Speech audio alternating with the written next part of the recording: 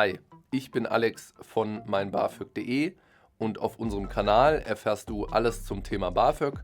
Also schau dir das Video jetzt an, wenn du neben deinem Studium noch etwas dazu verdienen möchtest. Viel Spaß dabei!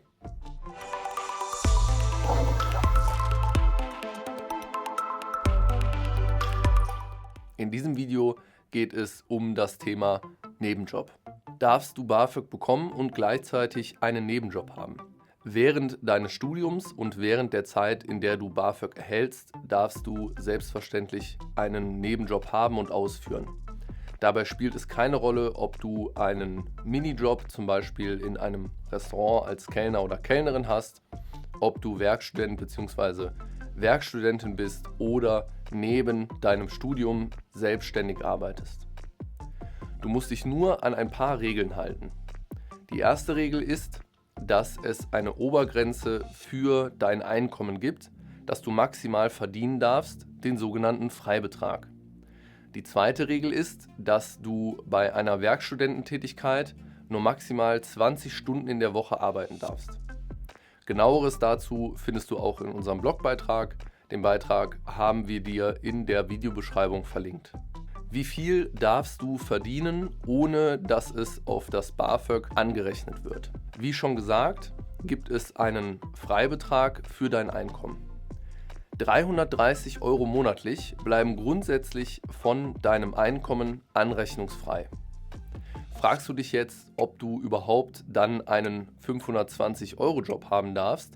Ja, das darfst du. Und ich erkläre dir jetzt auch, wie das funktioniert. Bei der Berechnung deines Einkommens zieht das BAföG-Amt 100 € monatlich als Werbungskostenpauschale und 21,6% als Sozialabgaben, also die Beiträge zur Renten-, Arbeitslosen- und Krankenversicherung, von deinem Einkommen ab. Bei einem Job, in dem du 520 € brutto verdienst, erhältst du so im Ergebnis einen Betrag in Höhe von 329,28 €, also fast genau den Betrag, der vom BAföG anrechnungsfrei bleibt. Dieser Betrag ist dein Einkommen im Sinne des BAföG. Und genau das ist die Erklärung dafür, warum du einen 520-€ Job haben darfst, ohne dass dieses Einkommen auf deine Förderung angerechnet wird.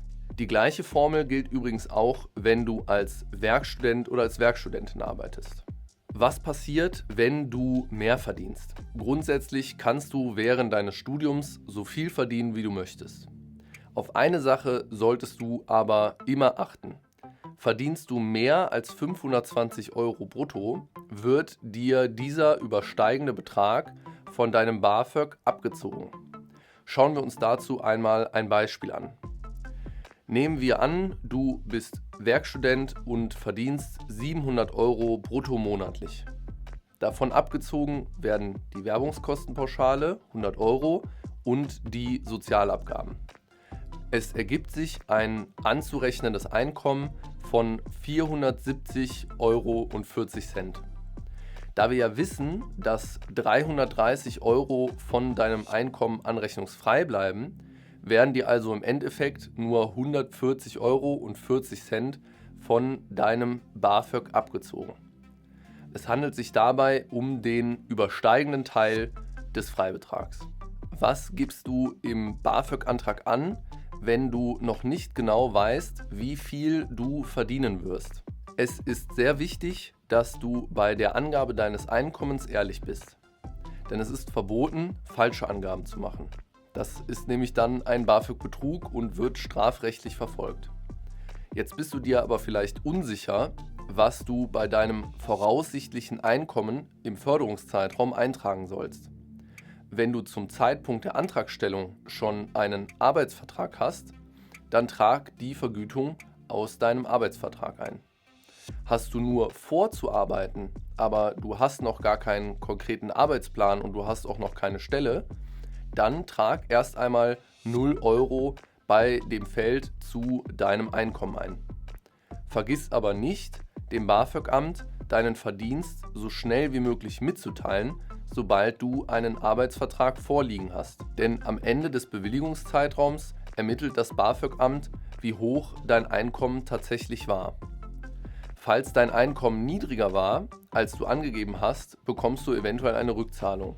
Falls es höher war, als du angegeben hast, musst du den Teil der Förderung, also den Betrag, den du zu viel erhalten hast, zurückzahlen. Ganz wichtig ist, verändert sich dein Einkommen, musst du dich beim BAföG-Amt melden und diese Änderung mitteilen. Dafür kannst du ganz einfach einen Brief oder eine E-Mail an dein zuständiges BAföG-Amt schicken, in dem du die Änderungen beschreibst. Wie du siehst, gibt es einige Möglichkeiten, Geld neben dem Studium zu verdienen. Egal wie viel du womit verdienst, in jedem Fall bist du verpflichtet, es deinem zuständigen BAföG-Amt anzuzeigen. Du hast weitere Fragen zum Thema Nebenjob? Auf unserer Webseite findest du einen hilfreichen Blogbeitrag dazu, in dem wir alle wichtigen Informationen für dich zusammengefasst haben. Das Team von meinbafög.de und ich wünschen dir jetzt erst einmal alles Gute und viel Erfolg auf deinem weiteren Weg.